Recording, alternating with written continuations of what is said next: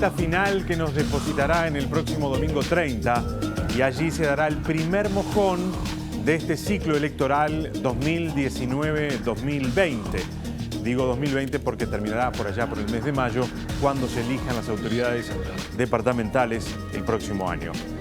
Vamos a estar entonces hoy dedicándole este programa a esta campaña electoral que comenzó ya hace un tiempito y que tendrá el próximo domingo 30, como les decía, el primer mojón. Las elecciones internas se van a estar definiendo los candidatos de cada uno de los partidos. Vamos esta noche a recibir al sociólogo Esteban Perroni de Data Media. Con él vamos a hacer un análisis de todas las encuestas que se han publicado hasta hoy. Vamos a tener la media electoral para saber más o menos cómo se han comportado las encuestas. ¿Qué nos dicen y qué no nos dicen las encuestas en estas instancias de elecciones internas? Y después, tres politólogos nos van a ayudar a entender el escenario político sobre el que estamos trabajando.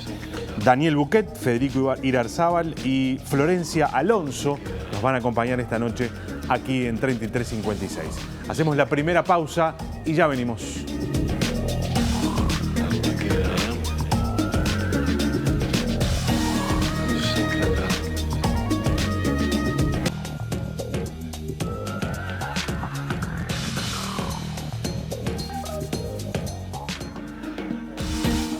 Estamos en vivo, señores, seguimos aquí en Televisión Nacional. Les decíamos, estamos ingresando en el último tramo que nos llevará al próximo 30, domingo 30, donde los partidos van a estar definiendo sus candidaturas a la presidencia de la República, las elecciones que serán en el mes de octubre. Unas elecciones internas que son, de alguna manera, muy parecidas a otras, en sus configuraciones más generales, pero con muchas particularidades después cuando uno empieza a mirar las internas de cada partido político. Eso probablemente va a estar en el segundo bloque. Vamos a estar hablando de algunos de esos temas con un grupo de politólogos que hemos convocado para acompañarnos esta noche. Pero otro de los actores centrales que ha tenido este proceso electoral, pero no solo sino también los anteriores, han sido las encuestas. En muchos casos, porque han de alguna manera mostrado con un buen nivel de exactitud lo que podía llegar a pasar, y en otros porque no lo han hecho de la misma manera. Y entonces se han transformado en un actor interesante en el que todo el mundo pone el ojo, se las cuestiona, en fin, están siempre arriba de la mesa. Es por eso que convocamos al sociólogo Esteban Perroni de Data Media. Esteban, gracias por acompañarnos. Buenas noches, un gusto de estar en el programa, un saludo a toda la audiencia. Para hacer un ejercicio distinto, digamos, no vamos a mirar lo que dice una encuesta en particular. Vamos a mirar lo que dice la media electoral. Perfecto. ¿Qué es la media electoral? Y bueno, distinto para lo que se hace acá. En cualquier lugar del mundo, al haber 3, 4 encuestadoras, siempre surge un quinto jugador de algún modo, que es el que se dedica a balancear y a evaluar los resultados. En el caso acá uruguayo, vamos a hablar de las nacionales, ¿sí? Sí. No de esas encuestas puntuales que se colaron en la campaña a dar información de un candidato y después se fueron, ¿no? Y que no queda además muy claro el nivel de... No. Y que lamentablemente, lo dejo caer como comentario, no fue lo suficientemente testeada la información por quienes la compartieron. En Uruguay tenemos 5 en este momento, en esta campaña, 5 encuestadoras regulares, Equipo, Factum, Cifra, Radar y Opción. Exacto. Trabajan con metodologías que de a ratos se parecen y de a ratos no. Y ese es un gran signo de interrogación que está planteado. Lo que hace la media electoral es tomar mediciones en tiempos políticos similares, ¿sí? Tomar los valores, en este caso para cada candidato dentro de cada interna, y realizar un promedio y trabajar sobre todo con las fichas técnicas, ¿no? Para ver cuánto de ese resultado que aparece puede invitarnos a pensar qué es lo que va a ocurrir. Claro, generalmente, y hasta, sí... No, porque quería simplemente, de alguna manera, hay experiencias de este tipo en el mundo, Nosotros tenemos una relativamente cercana en el tiempo, las elecciones en España. Sí. Allí se hicieron y nos sirvieron de alguna manera para ver cómo funciona esto de la media electoral. Sí, concretamente de repente lo vemos en unos cuadros Ahí va, después. Pero es un dato bien interesante ver experiencias recientes para ver cómo construir un paradigma de referencia. Bueno, tantas veces repetimos en Uruguay, no, porque viene información del extranjero y vamos atentos, o porque así se hace en el mundo. Bueno, el paradigma español del 29 de abril es un claro referente para decir, así se hace en el mundo. Estas son las distancias que hay entre una consultora y otra para tener resultados predecibles. Claro. ¿Cómo es ese escenario en España? ¿Cómo fue el 29 de abril?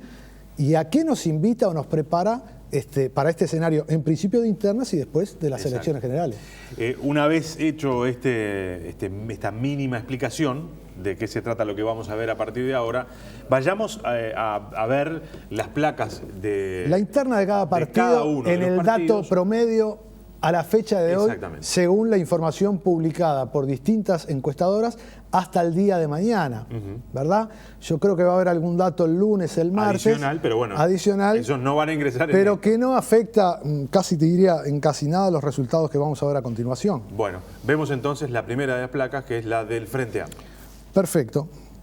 Tenemos ahí dos imágenes. La primera imagen es simplemente una figura visual para ver la evolución a través del tiempo, algo así como desde febrero hasta mediciones de abril que generalmente se publicaron en mayo. O sea, digamos, para que la gente entienda, a la izquierda de la pantalla hay una línea que lo que muestra es la evolución de cada uno de los candidatos. Perfecto. Medida por la media electoral. Y un color para cada candidato. ¿Qué es lo que se ve en esa figura? Algo que hemos dado a llamar como un saludo a la penillanura suavemente ondulada de nuestra geografía. Esa es la geografía de la interna del Frente Amplio. ¿Qué quiere decir? El que arrancó primero siguió primero, el que salió segundo, el que salió tercero, y el que es cuarto. Y eso no cambió a lo largo. Muy leve el movimiento de la gráfica, ¿no? Muy leve, a lo sumo lo que hace es descender sobre el final, empiezan a descender los indecisos. No, ¿es casualidad esto? No, no es casualidad, porque parece haber como un rol anticipado, ¿no? Previo a la campaña hay un rol anticipado que parece describir que si gana Martínez, está todo bien. Claro. Si Carolina Cose marca votos y va como candidata a la vicepresidencia, está todo bien. Si Andrade y Vergara logran un cúmulo de votos que permitan decir, bueno, acá hay un potencial para la renovación, eventualmente, ¿por qué no?, para la intendencia, como candidato a la intendencia de Montevideo. Entonces, eso sumado a que hubo un pacto, digamos, de no codearse entre ellos, o sea, es la figura absolutamente contraria a estos codazos reales que vimos en el homenaje a Wilson en el Partido Nacional. Bajo ese acuerdo es muy probable lo que ocurre. Exacto. Quizás el único dato que yo diría significativo, importante en estos últimos días, es que había una expectativa de repente de cierto despegue o estirón de la candidatura de Carolina Cose, que todo tiene que indicar que no va a ocurrir. Si vemos digamos, a la derecha de la imagen, vemos lo que sería el panorama hoy. La media electoral al día de hoy, tomando las 5 consultoras, nos da Martínez con 44%, muy distanciado Cose 28%, hacemos números redondos para una mejor lectura, Andrade 15%, Vergara 10% y los indecisos con muy poco peso a esta altura aparentemente. De los que irían a votar y de los que irían a votar al Frente Amplio, parece la opción estar tomada. Bien. Evidentemente, un dato que nos sirve para el resto de los partidos, recuerden que no es obligatorio, recuerden que ese domingo puede llover, recuerden de que está jugando Uruguay con buen suceso y con mucho entusiasmo. Habrá que ver si llegamos hasta allá. Hay mucho factor externo que puede desanimar la ida a concurrir a las elecciones en elecciones que no son obligatorias. ¿Por qué hago esta precisión? Porque entonces el aparato, digo como metáfora, en términos políticos y de transporte, la capacidad de transportar votantes para que esos encuestados que dicen sí, voto a fulano, finalmente concurran, va a ser fundamental en la interna de los 3 partidos. Exactamente. Y eso es absolutamente inmedible. Digamos una cosa que es interesante, las elecciones internas no son obligatorias para los ciudadanos, sí son obligatorias para los partidos. Después de esto quiero hablar en la mesa que viene con los politólogos que nos van a acompañar. Acá estamos sacando fruta de los cajones para que los politólogos después vengan y te la ordenen. Partido Nacional.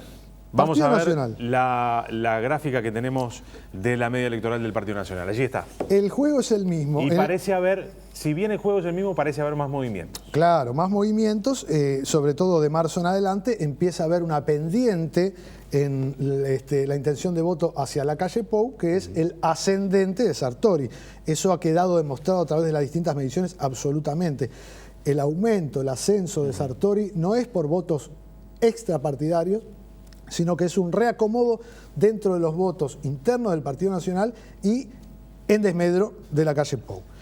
¿Cómo queda esa interna?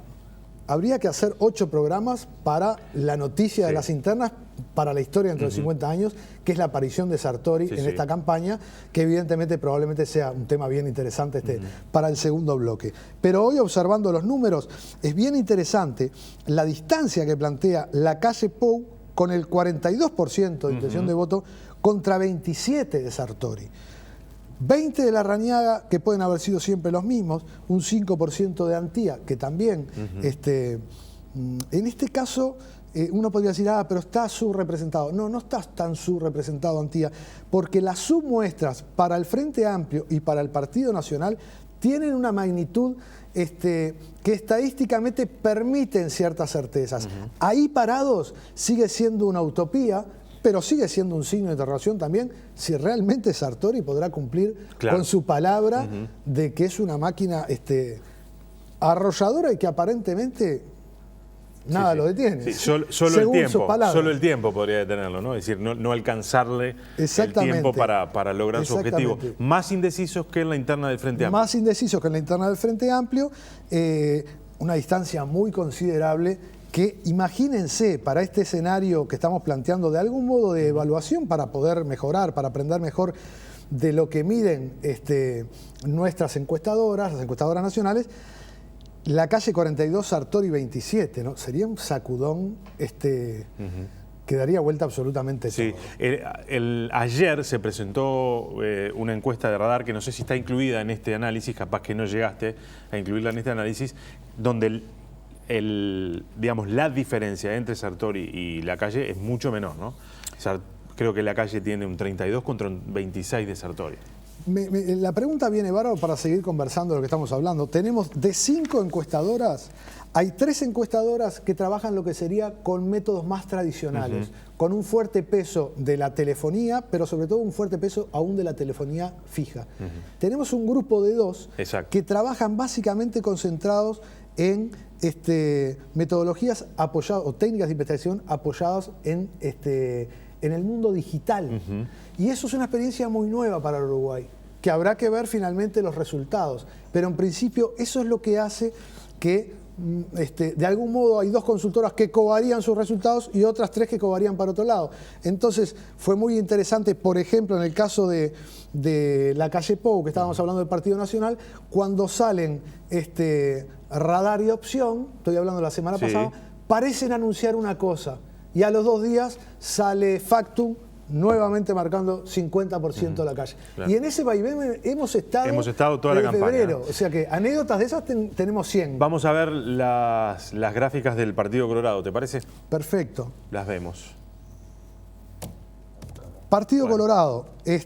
Vamos contándolo. Sí, por lo claro menos. que sí. La interna más difícil de medir. Ahí está. No es que sea difícil de medir, es que si yo no aumento la cantidad de casos, le voy a hacer una operación bien gráfica para la audiencia. Si yo tengo ejemplo, una muestra de 1000 casos y el 17% da que vota al Partido Colorado, después viene la repregunta de si va a votar en las internas, si sabe la fecha, pero supongamos que todo lo que dicen votar al Partido Colorado van a ir a votar a las internas, me quedo con 170 casos. Entonces, en una clase de metodología, de estadística, demostrar algo con 170 casos en el marco de la población de Montevideo, del Uruguay, es muy difícil. Y esto se ha reflejado en los informes. Es un punto débil absolutamente de esta campaña. No podemos medir la interna del Partido Colorado con 200 casos, con 170 casos, con 140 casos. Sin embargo, la estamos midiendo. Sin embargo, se está dando la información. Yo no sé bien qué se está midiendo. No sabemos qué está midiendo, pero la información está. Ahí está. La información está.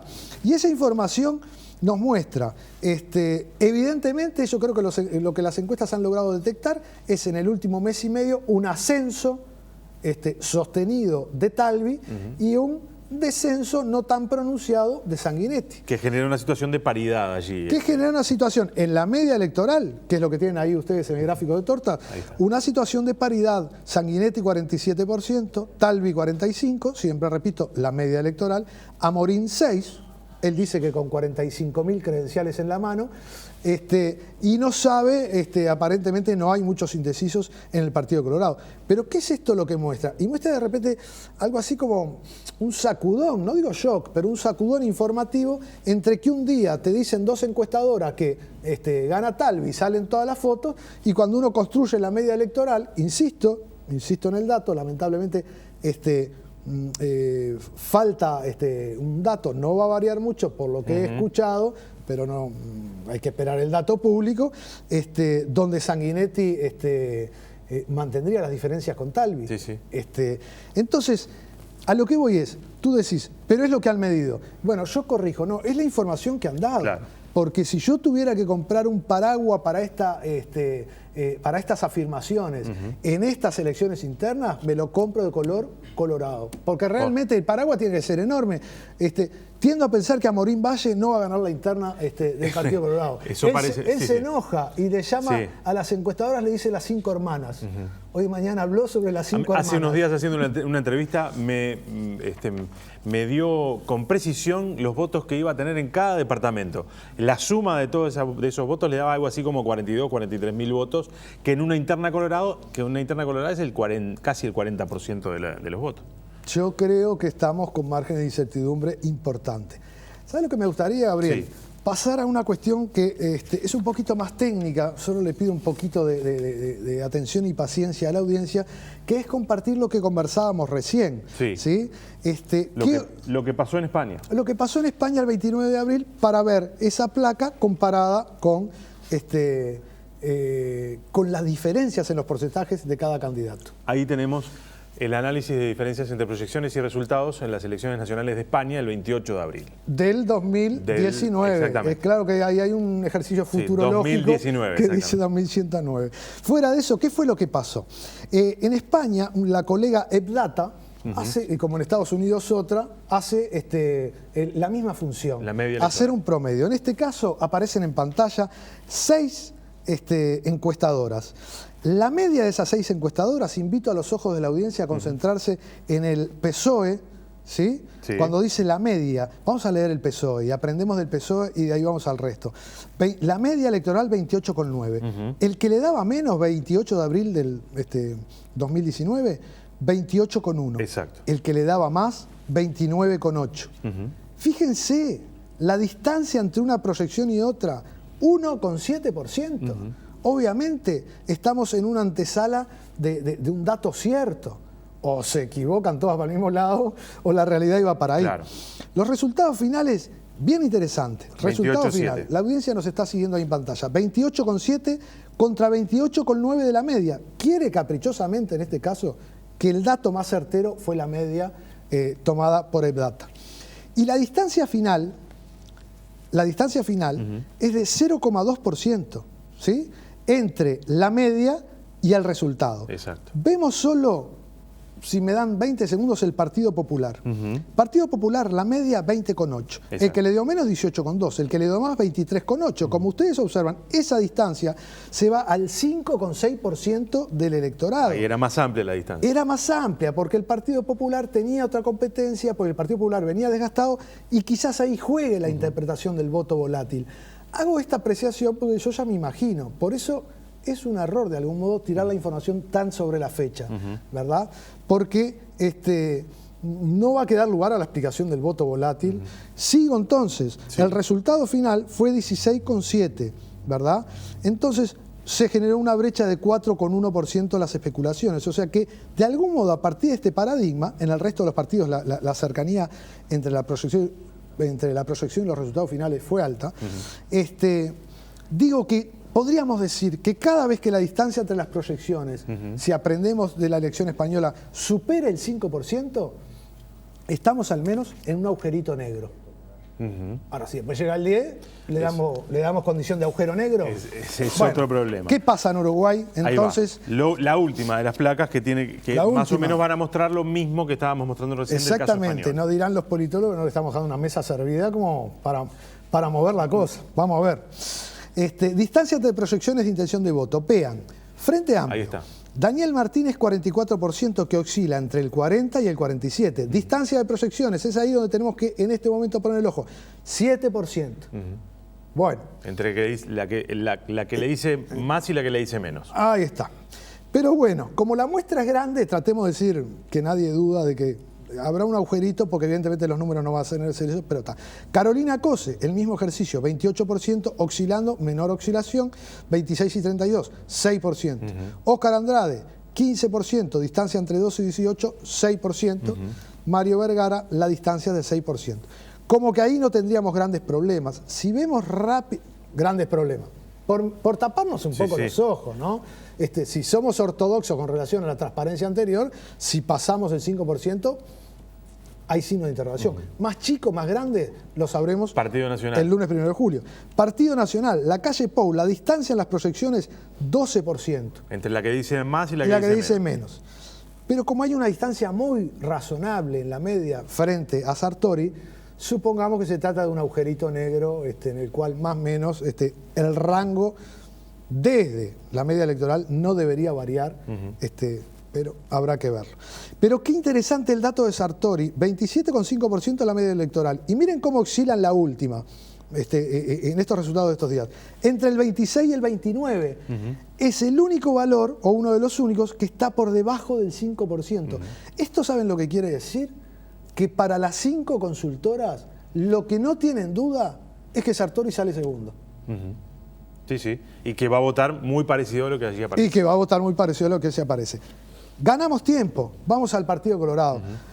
Ponemos por ahí, o nos preguntamos, ¿cuál fue el candidato más maltratado? Y los dos candidatos más maltratados, evidentemente, o los tres, fueron los del Partido Colorado. ¿Por qué? Porque se trabajó con inferencias a partir de muestras muy, muy chicas, que muestran el siguiente sacudón, es abrupto. Porque si yo comparo Sanguinetti 47% a hoy viernes, el que le da menos 40, el que le da más 58. 18 puntos de distancia. No se puede presentar en un examen de metodología 1. Algo está mal. O algo está raro, yo no sé a esta altura. Talvi supera, se lleva todos los premios. 45% la media electoral, porcentaje menor 32, porcentaje mayor le da 52. Quiere decir que la distancia en las proyecciones es del 20%. Finalmente, Amorín el 7%. Pero obviamente los tres candidatos están subrepresentados. Esa es la información. La mesa está servida así, última semana, a mi entender, de una pálida campaña electoral en las internas, donde la información, la noticia terminaron siendo la distancia entre las encuestas y un tal Juan Sartori. Gracias, Esteban. Nos reencontramos en cualquier momento. Un gusto, como siempre. Un gusto. Hacemos una pausa. Ya vienen Daniel Buquet, Federico Irazábal y Florencia Alonso. Vamos a hablar de cómo fue esta campaña y lo que se espera de acá hasta el próximo domingo.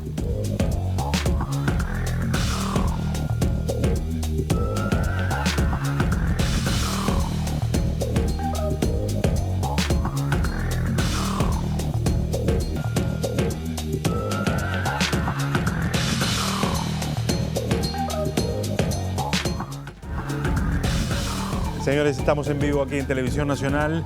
Es un gusto recibir a estos tres politólogos que nos van a acompañar en este próximo rato. A Daniel Buquet lo conocemos ya hace algún tiempito. Las ventajas de tener algunos años ya y de trabajar hace años en los medios hace que nos conozcamos de estas vueltas. Será una ventaja para vos, pero el tiempo no para, como dice el nuevo relator de la selección. Exactamente. ¿Todo bien? Todo bien. Gracias por acompañarnos. Un gusto. Y Florencia Alonso, gracias por estar acá, y Federico Irazábal también, gracias por estar acá. Muchas gracias. Una nueva generación de politólogos. Bueno, no tan nueva. Más jóvenes, más jóvenes. Parecemos jóvenes. Lo primero que, antes de quizás hacer algún comentario sobre el bloque anterior y sobre las encuestas que han estado arriba de la mesa y que han sido un actor más, ustedes me dirán qué tanta importancia o no pueden llegar a tener en un proceso electoral. Algo que a mí me viene desvelando desde hace tiempo, este sistema electoral que, digamos, genera la segunda vuelta electoral, pero que genera también la instancia de la elección interna, genera esa particularidad, y es que es obligatoria para los partidos y no es obligatoria para los ciudadanos. ¿Qué lógica tiene eso? Bueno, si es que tiene alguna. La lógica parecía muy contundente en el momento en el que se estableció la regla.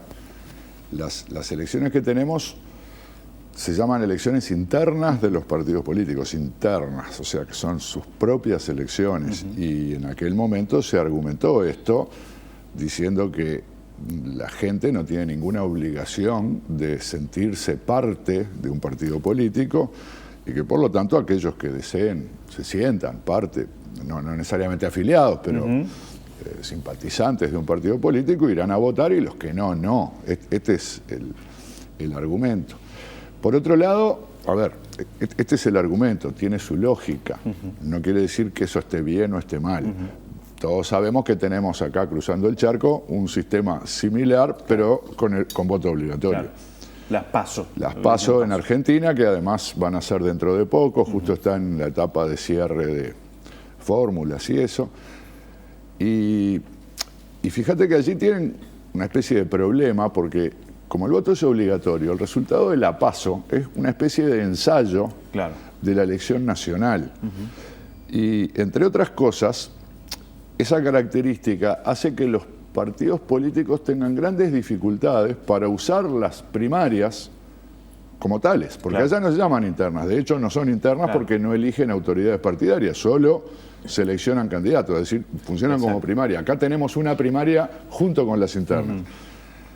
Y si vas a ver el escenario actual en Argentina, es un escenario en el que resultó que las tres principales alianzas políticas ya tienen arreglada la fórmula presidencial y no van a competir. Habrá competencia porque allá se compite por todos los cargos, senaturías, diputaciones, etcétera.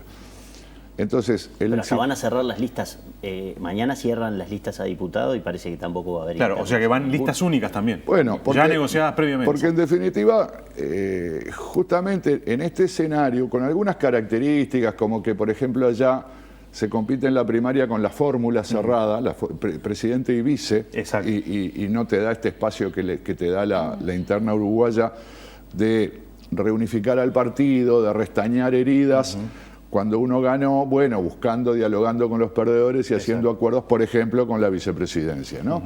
Entonces, yo le veo mucho más sentido, ya no por un tema de justificación más sustantiva, sino hasta práctico, al modelo uruguayo, como vos dijiste, con voto voluntario, que al sistema argentino, que no lo termino viendo que esté cumpliendo la función para la cual... Ahora, pero si el sistema uruguayo, con las mismas características, incorporara el voto obligatorio, ¿no sería más razonable y se parecería más a todo el proceso electoral? Yo creo que sí tendrías el problema de que pasarías a tener una especie de ensayo general de la elección general, donde las competencias internas de los partidos se verían opacadas, ¿no? Habría muchos temores de ir a una competencia donde, por ejemplo, el papel de la opinión pública, de los medios de comunicación y de la plata que se gasta en las campañas pasaría a ser más decisivo. Uruguay es un país que tiene partidos muy bien establecidos, y este es un rasgo más bien distintivo con respecto a nuestra región y también hoy por hoy incluso con la mayor parte del mundo. Los partidos cumplen funciones muy relevantes y las pueden cumplir bien si esos partidos son relativamente estables en el tiempo, sirven para que los electores sepan entre qué cosas se están eligiendo, ¿no? Claro. Y justamente este sistema permite que en esta instancia interna de los partidos haya un despliegue importante de las estructuras partidarias, ¿no? Los partidos no son un call center. Hay gente que pone un partido y su sede es un call center. Pero los partidos son mucho más que eso, y los partidos con trayectoria muchísimo más que eso.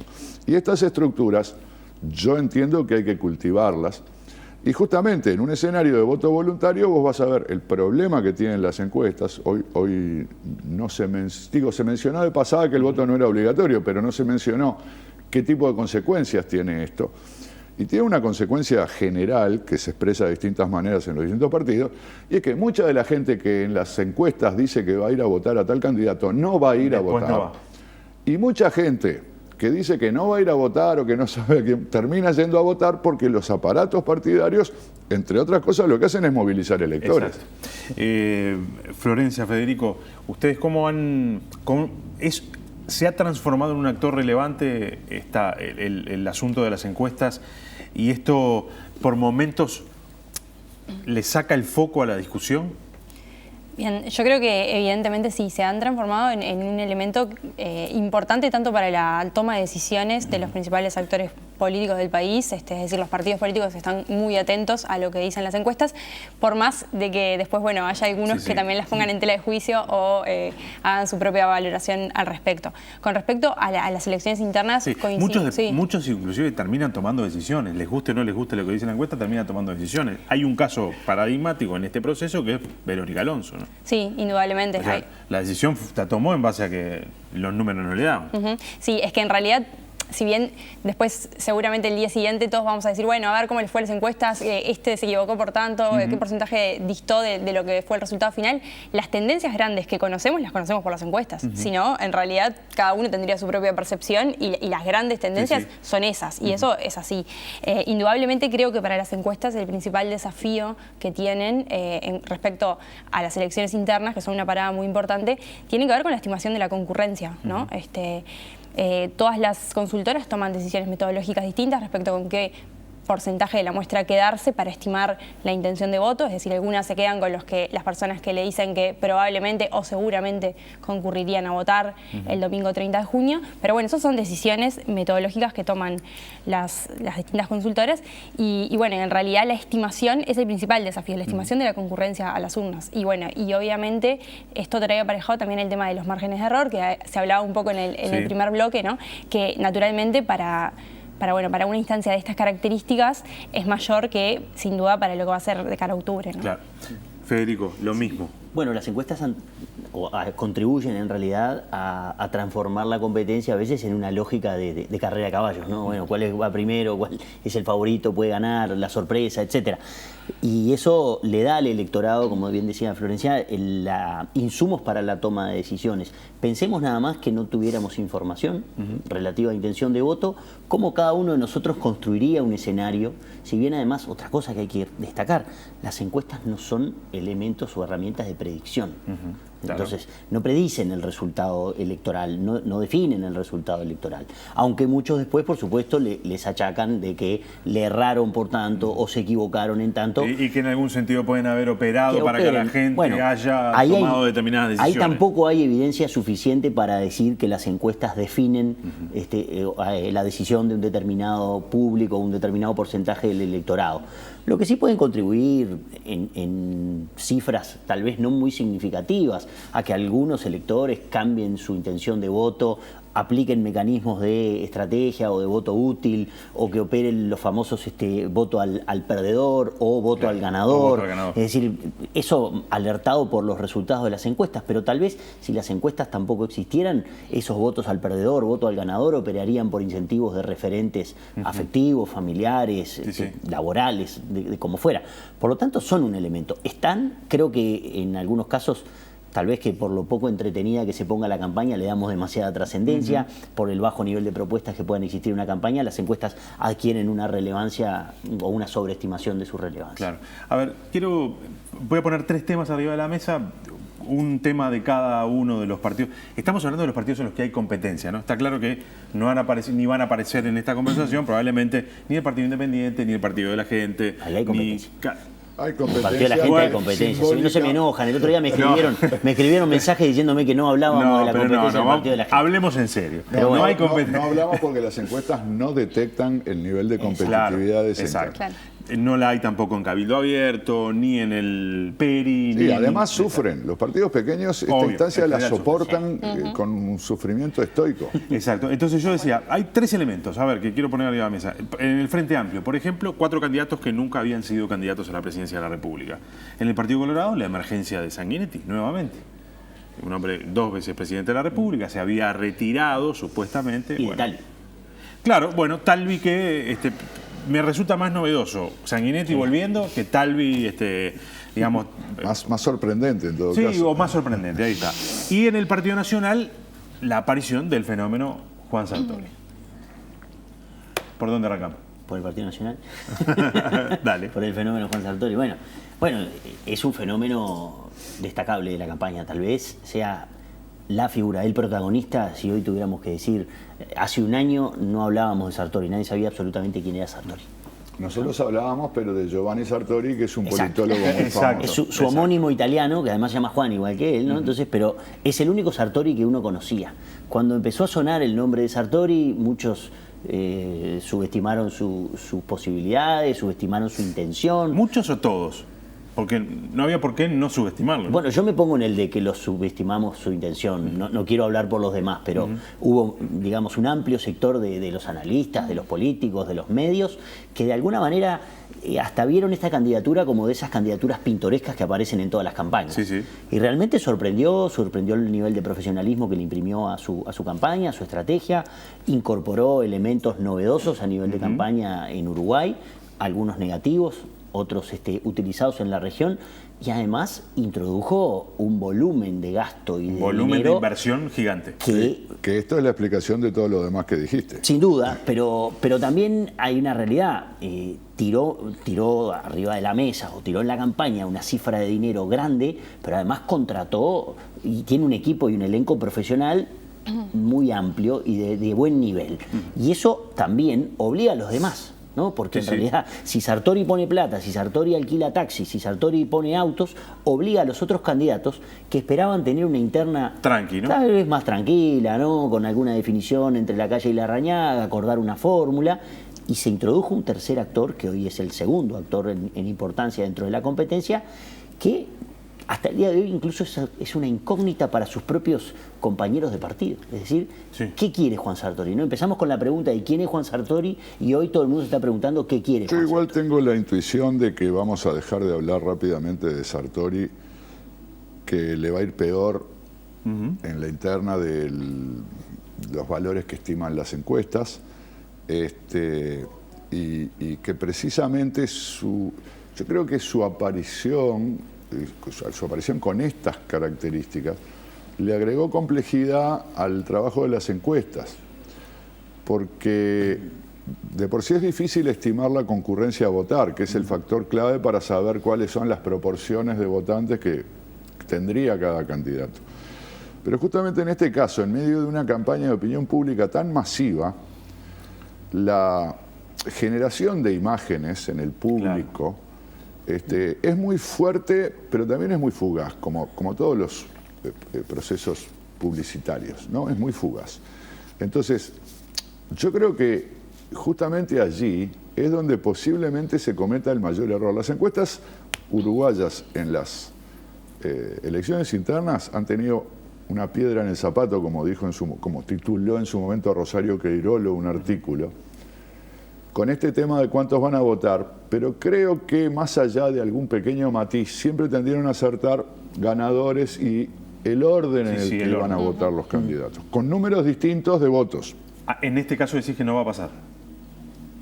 Tengo esta intuición, que puede no solo, digamos, no acertar el número total de votantes, que eso no sería nada extraño, sino que en algún caso, por ejemplo en el Partido Nacional, ni siquiera el orden de la votación. Con respecto a la irrupción de Juan Sartori, una cosa más que me gustaría señalar, tiene que ver con que si bien es un perfil, el de Juan Sartori, que bueno, que es más de una persona que viene de afuera del sistema político, ¿no? Un empresario exitoso, que es algo que ya hemos visto en otros países de la región y del mundo. Y lo habíamos visto antes acá, ¿no? Igualmente quiero señalar una cosa, que es que lo hizo a la uruguaya, ¿no? Decidió comparecer en uno de los partidos tradicionales de Uruguay. No se montó su propio partido por fuera, sino que fue a compartir dentro del Partido Nacional. Vio el costo que eso tuvo para Novik. Claro. Probablemente. La experiencia ayudó ahí, ¿no? Claro, pero creo que supo leer la realidad política uruguaya, por lo menos de una manera atinada en ese sentido, ¿no? Hay una cosa que decía Federico, que creo que también tiene que ver con esto que decías. No alcanza solo con dinero.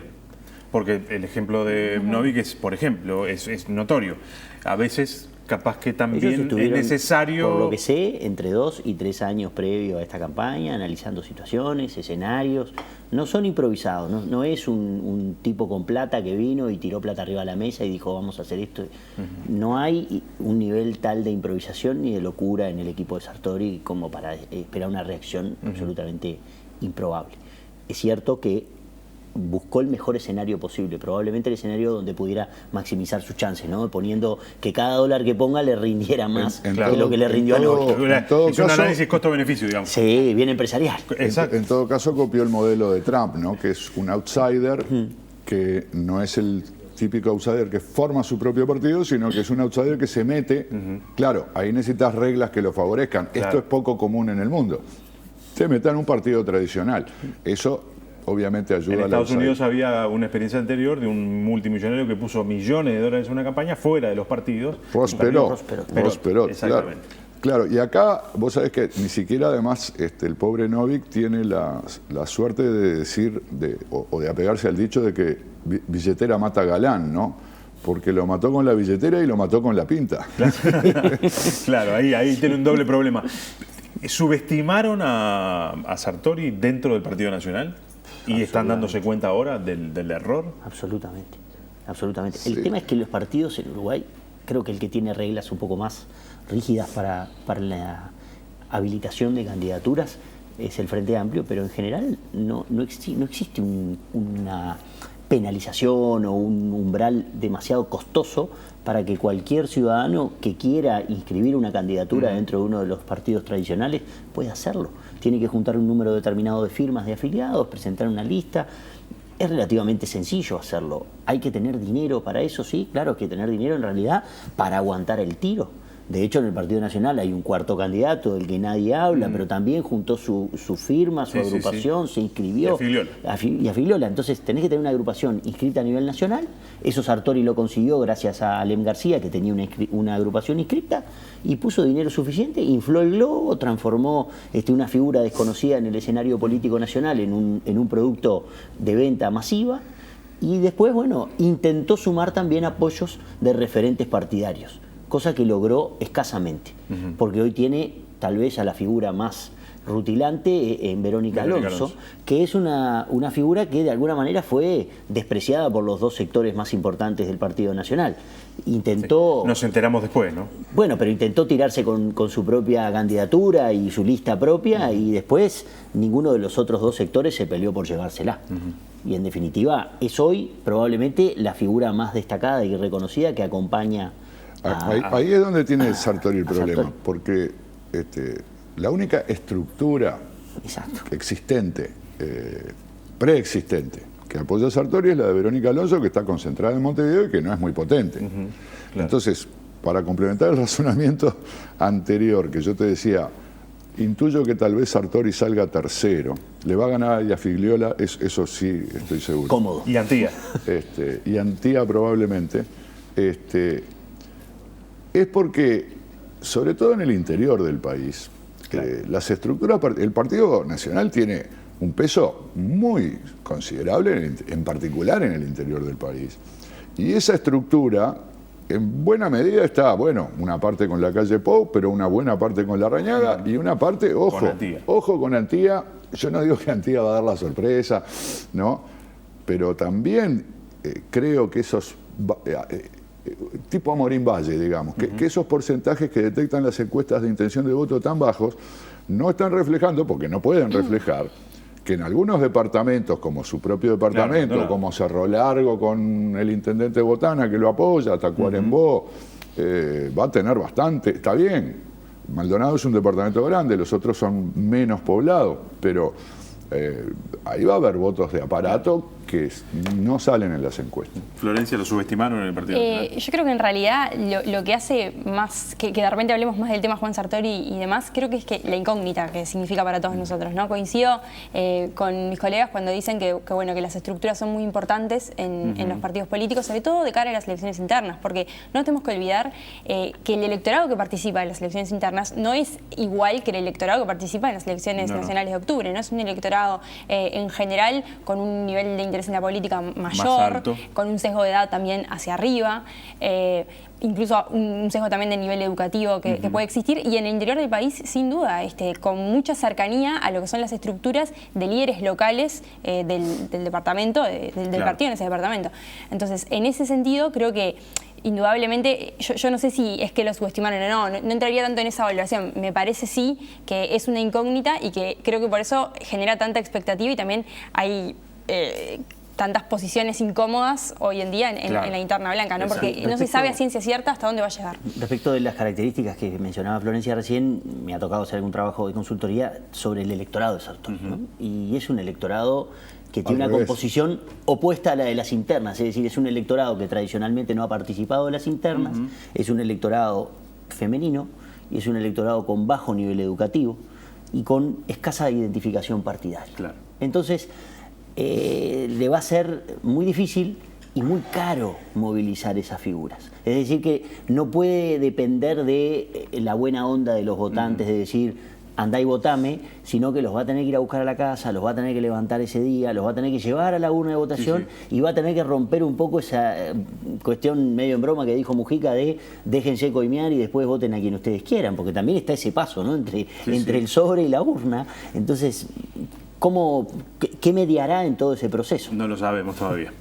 Yo decía, lo de Sanguinetti parece ser lo más sorprendente del Partido Colorado. Alguien decía Talvi también. Bueno, a ver.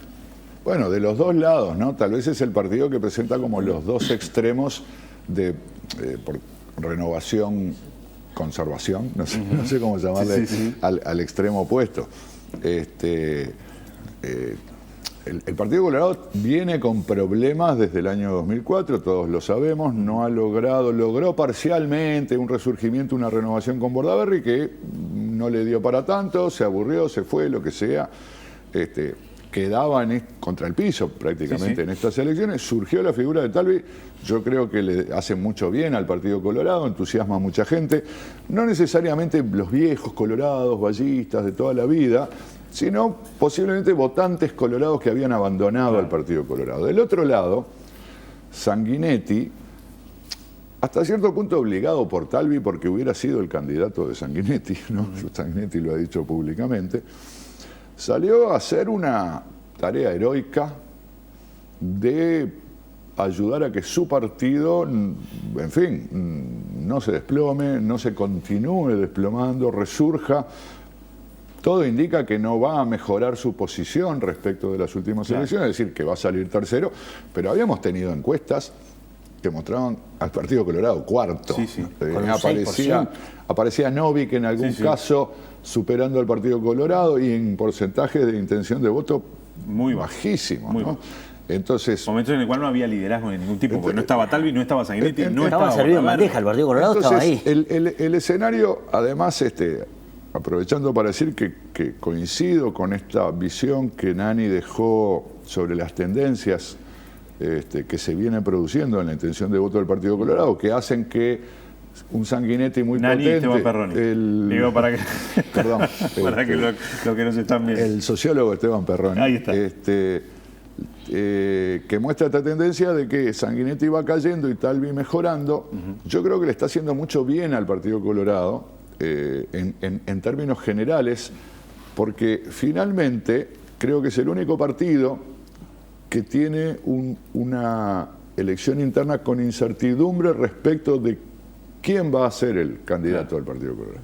Es decir, salvo que pase algo muy raro, ya sabemos quién va a ser el candidato del Frente, ya sabemos quién va a ser el candidato del Partido Nacional, pero no es tan fácil decirlo en el Partido Colorado. Sanguinetti y Talvi. Sí, coincido en que sin duda es la interna más entretenida, de repente la que parece más abierta. Creo que la interna del Partido Nacional también está abierta por los motivos que veníamos hablando recién. Tal vez la interna del Frente Amplio es cierto que es la que parece ser que está, bueno, está más consolidada la ventaja de Martínez sobre Cose, que es la siguiente, ¿no? Pero bueno, respecto a esto que me consultabas, creo que también hay una cosa que hablábamos en la primera parte, ¿no? Que tiene que ver con el margen de error de las encuestas en general en las internas. Y si hablamos del Partido Colorado, esto es aún mayor, ¿no? Claro. Porque estamos hablando de Ns, es decir, de muestras mucho más pequeñas, claro. Porque en sí la intención de voto del Partido Colorado también es más pequeña. Entonces, creo que ahí las encuestas como herramienta tienen un desafío importante de cara a esta instancia. Y bueno, me parece que eso la vuelve aún más abierta de cara al domingo 30, ¿no? ¿Qué le aporta Sanguinetti a la campaña y al Partido Colorado? Y bueno, Sanguinetti le aporta una figura de peso, ¿no? Es decir, un individuo 2 veces presidente de la República. También le aporta una suerte de coloradismo, de reivindicación del coloradismo. Y no olvidemos también la circunstancia por la cual Sanguinetti sale a la pelea, ¿no? Sanguinetti sale al ruedo y se presenta como precandidato porque Talvi en un momento desprecia o desaira el apoyo de referentes del aparato y de algunos referentes territoriales e históricos del Foro Ballista. El viejo Foro Ballista. Entonces esos referentes se sintieron de alguna manera ninguneados o desconocidos por Talvi y fueron a golpear la puerta a lo de Sanguinetti y decir, bueno, nos estamos quedando sin la posibilidad de integrarnos a este nuevo espacio que se venía a quedar con el Partido Colorado, y Sanguinetti habrá dicho, bueno, un momento, yo voy a salir en nombre de ustedes. Y eso me parece que también motivó o volvió a encantar o a enamorar a votantes colorados, que como bien decía Daniel, para el caso de Talvi, que se habían ido del Partido Colorado, también probablemente algunos viejos votantes del Foro y de otros sectores vinculados al Foro Ballista se volvieron a nuclear en torno a la figura de Sanguinetti. Parece ser entonces que la menos interesante de todos es la del Frente Amplio, gana Martínez. Sí, y ahí, ojo, también hay un riesgo, es menor. Federico ya mencionó cuando habló de cómo las encuestas pueden influir en la conducta de los votantes, cosa que me parece que es un excelente tema para discutir, pero no es un tema para horrorizarse. Es obvio que tomar decisiones con más información es mejor que tomar decisiones con menos información. Claro. Los oscurantistas piensan lo contrario. Pero vos fíjate que podría ocurrir, justamente en el Frente Amplio, que hasta cierto punto es la que para el público aparece como casi sin incertidumbre. Claro. Porque la interna blanca yo digo que está liquidada, pero bueno, hay movimientos, ¿viste? Entonces, claro.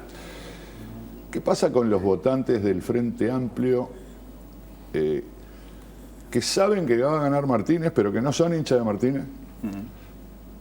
Que saben que la candidata que votarían va a perder, pero que además esa candidata no es una candidata que les llene el... ¿no? Claro. Estoy haciendo alusión de repente... Llene de entusiasmo. Sí, algunos grupos políticos importantes del Frente Amplio. Tienen incentivos para salir a votar a las internas de otros partidos, cosa que a veces ocurre, ¿no? No ocurre de manera masiva, poderosa. No ocurre de manera masiva. Efectivamente eso es marginal. Pero ojo, porque en una interna... A ver, especulemos, esto es pura especulación, ¿no? Votantes simpatizantes del MPP, que saben que su líder les dijo que había que votar a Cose, pero que no les entusiasma mucho la candidata, que además saben que perdió. Podrían decir, ¿y por qué no vamos a votar en contra de Sanguinetti? Porque identifican de alguna manera a Sanguinetti en el Frente Amplio, bueno, con la cosa más conservadora, no sé qué, a votar a Talvi, para votar en contra de Sanguinetti. No estoy sugiriendo a nadie que haga nada. Está claro. Y en una interna tan chica, como decía Florencia hoy, definen... Vos tenés una interna chica, tenés una diferencia chica en votos, un comportamiento no masivo, pero numeroso, puede llegar a influir en el resultado. Cuando se diseñó el sistema se hicieron simultáneas para tratar de evitar esto. Exacto. Ahora, cuando vos tenés una interna que por alguna razón le parece a los electores que votar allí no... Está bien que hay que votar al grupo político porque está bien, porque el grupo político tiene que salir bien. Claro, y porque hay parado, porque hay una convención, claro. Porque los votos en la convención pueden tener alguna importancia. En el Frente Amplio son bastante irrelevantes, exacto. Pero, en fin, hay razones para que les digan, no señores, si ustedes estaban pensando hacer esto, no lo hagan, pero podría ocurrir. Señores, gracias por habernos acompañado. Un gusto de verdad. Muchas gracias. Habría muchísimas más cosas para decir. Probablemente lo hagamos después que se sepan los resultados de las internas. Con el diario del lunes siempre es mejor. Sí, siempre es más fácil, ¿no? Gracias de verdad por habernos acompañado. Muchas gracias. Señores, nos reencontramos con ustedes la semana que viene aquí en Televisión Nacional para acompañarlos con otra nueva entrega de 3356.